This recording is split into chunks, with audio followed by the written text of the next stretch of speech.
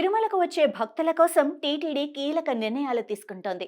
శ్రీవారి దర్శనంలో ఏఐ సాంకేతికత వినియోగానికి రంగం సిద్ధం చేస్తూ ప్రతి భక్తుడికి శాశ్వత ఐడి ఇవ్వనున్నారు. ఇదే సమయంలో తిరుమల విజన్ 2047 అమలు దిశగా కార్యాచరణకు సిద్ధమవుతూ అలిపిరి వద్దే బేస్ క్యాంప్ ఏర్పాటుకు నిర్ణయించారు. 15 హెక్టార్ల విస్తీర్ణంలో అభివృద్ధికి ప్రణాళికలు సిద్ధమయ్యాయి. అలిపిరి వద్దే వసతితో పాటుగా అన్ని కౌంటర్ల ఏర్పాటుకు లైన్ క్లియర్ చేస్తూ ప్రైవేట్ వాహనాలను నిలిపివేసి ఎలక్ట్రిక్ బస్సుల్లో కొండపైకి తీసుకెళ్లనున్నారు.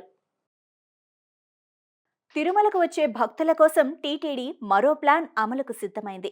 అలిపిరి వద్ద బేస్ క్యాంప్ ఏర్పాటుకు ప్రణాళికలు ఖరారయ్యాయి. అలిపిరి వద్దే భక్తులకు వసతితో పాటుగా అన్ని రకాల సౌకర్యాలు అందుబాటులోకి తెస్తున్నారు. దీని ద్వారా దర్శనం కోసం వెళ్లే భక్తులు అన్ని రకాల సేవలు అలిపిరిలోనే పొందే అవకాశం కలుగుతుంది. తిరుమలలో పెరిగిపోతున్న వాహనాల రద్దీ తగ్గించేందుకు వీలుగా కొత్త ప్రణాళికలు అమలు చేస్తున్నారు.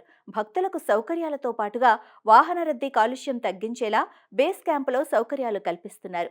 సైలెంట్ జోన్లో ఉండాల్సిన తిరుమల కమర్షియల్ జోన్లోకి వెళ్లిపోయింది. తిరుమలలో రోజుకు సగటున 68,000 మంది భక్తులతో పాటు 20,000 మంది స్థానికులకు నీటి, విద్యుత్ వనరులు సమకూర్చడం కూడా కష్టంగా మారుతోంది.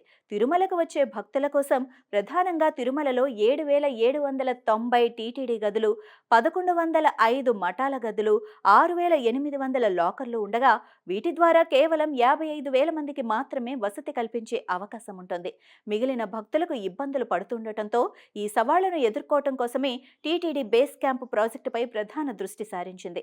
తిరుమల విజన్ 2047లో భాగంగా అలిపిరిలో బేస్ క్యాంపును ఏర్పాటు చేయాలని భావించి ప్రత్యేక శ్రద్ధతో ప్రాజెక్టును సిద్ధం చేస్తూ దీనికోసం 10 నుంచి 15 హెక్టార్ల స్థలాన్ని వినియోగించనున్నారు.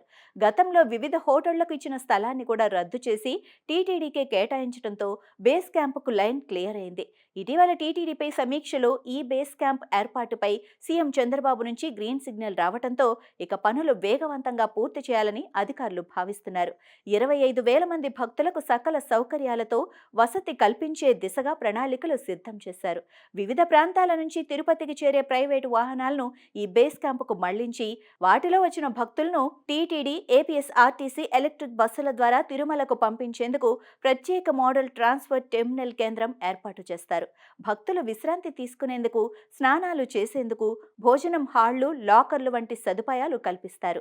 ఇక భక్తులకు వసతి కేటాయింపు కార్యాలయాలతో పాటు వివిధ రకాల కౌంటర్లను ఇక్కడ ఏర్పాటు చేస్తారు. మ్యూజియం, కళా ప్రదర్శన కేంద్రం, ఆధ్యాత్మికతను పెంచేలా వివిధ రకాల ఏర్పాట్లు ఉంటాయి. కొండపై వాహన కాలుష్యం తగ్గించడంతో పాటు నీటి, విద్యుత్ వినియోగాన్ని సమర్థంగా నిర్వహించే అవకాశం కలుగుతుంది.